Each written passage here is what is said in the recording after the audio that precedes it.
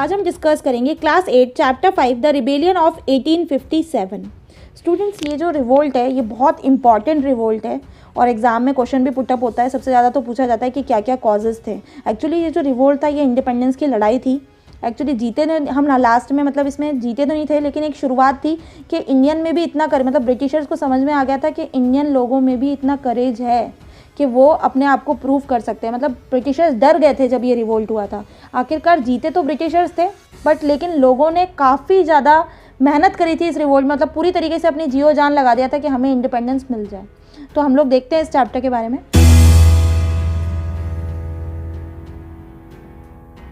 By 1857, the British had established colonial domination over a major part of India through arbitrary methods of excision and harsh economic policies. ये जो 1857 का revolt है इसमें Britishers ने क्या establish किया था, अपना पूरी तरीके से कॉलोनियल डोमिनेशन इस्टेब्लिश किया था जितने भी इंडिया के मेजर पार्ट्स थे वहाँ पर, और अपना खुद का बहुत इकोनॉमिक पॉलिसी, बहुत ज़्यादा हार्श कंडीशंस अपनाई थी। जितने भी किंग्स थे, क्यून्स थे, पीसेंट्स थे, लैंडलॉर्ड थे, ट्राइबल थे, सोल्जर्स थे, सब इफेक्ट हुए थे किसी ना किसी वे में।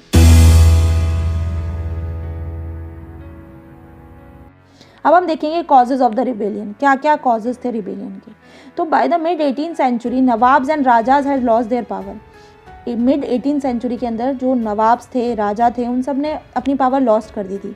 And instead British residents had been standing in courts with the freedom of the rulers reduce, their arm force disband and their revenues and territory forcefully taken away.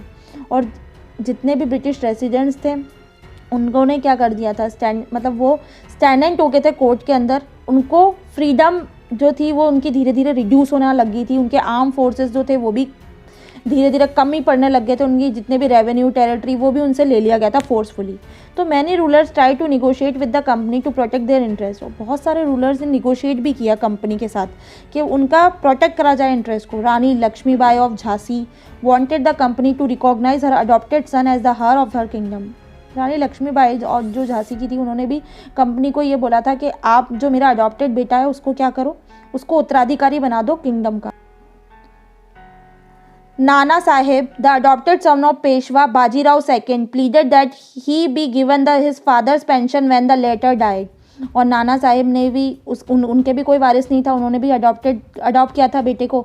तो उनका कहना ये था कि जब मैं नहीं रहूँ तो इसके बाद मेरी जो पेंशन है वो मेरे बेटे को मिले।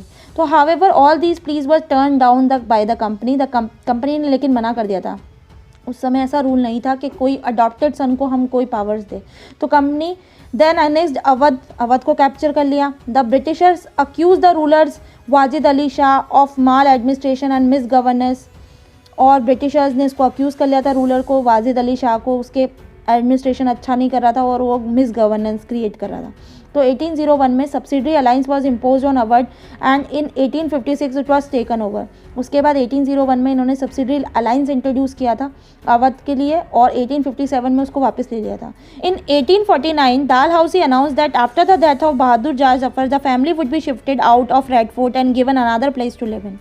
1849 में डालहाउसी ने अनाउंस किया था कि जैसे डेथ हो जाती है जब बहादुर शाह जफर की, तो उसकी फैमिली को क्या कर दिया जाएगा, शिफ्ट कर दिया जाएगा, रेड फोर्ट से बाहर निकाल दिया जाएगा किसी और प्लेस में।